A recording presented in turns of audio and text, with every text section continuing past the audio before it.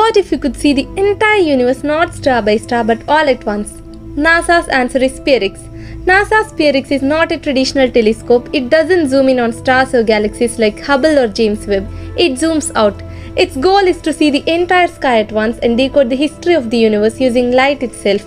Most telescopes observe space in visible light or just a few infrared bands. But SpareX observes the sky in 102 different infrared wavelengths because every wavelength holds a secret. One reveals galaxies, another reveals cosmic dust, another reveals frozen water. SpareX will create the first complete chemical map of the entire universe. Every 6 months, it scans the entire sky again. It will search for the fingerprints of the beginning, the moment just after the Big Bang when the universe was born. By studying these ancient signals, it helps scientists understand what happened in the earliest moments of existence. SpareX isn't just observing the universe, it's uncovering the moment everything began. Follow for more videos.